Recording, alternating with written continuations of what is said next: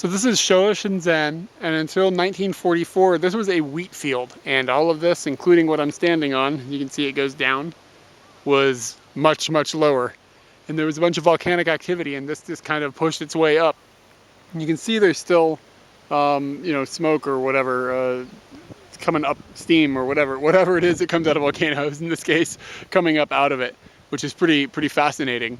And it says here that the postmaster, because this happened during World War II, the government kind of covered up what was going on because they didn't want the Allied forces to be able to use it as a landmark for orienting bombings and things like that. So they kind of kept it hush-hush.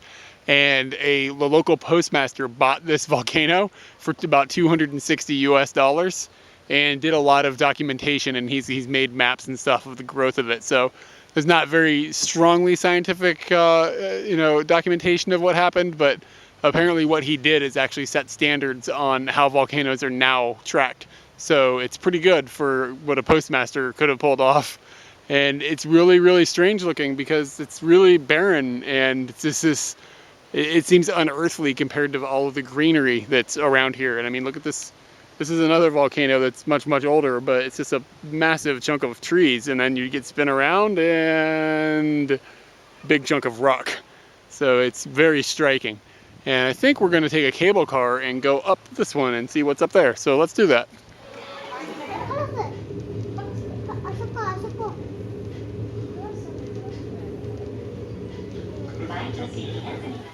This is another part of a much larger volcano. I mean, all this area is one volcano, but this is the big part of the one volcano. You can see, again, there's steam coming out of it.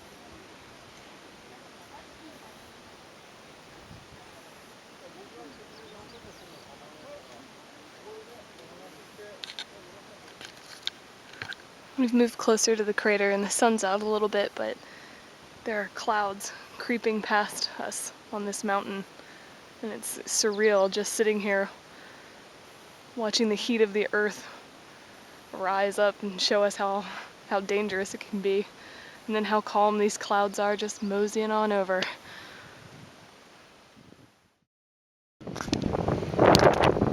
It's been common to see R's and L's swapped in words when they are Englishified. What's interesting about this particular instance is they got it wrong there.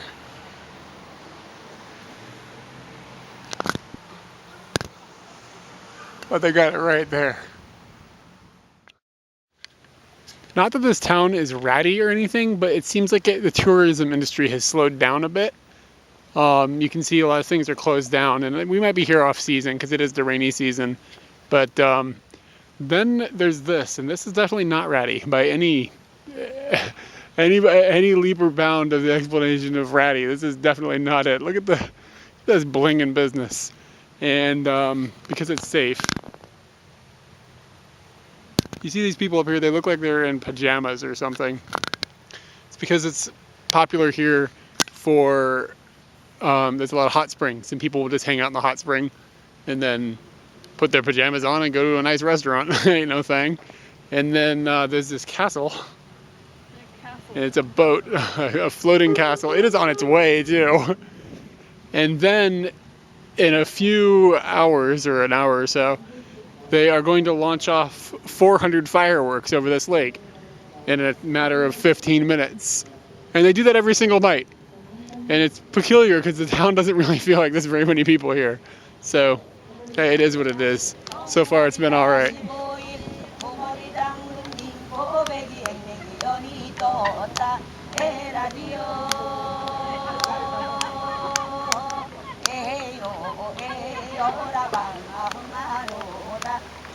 Happy 2nd of July.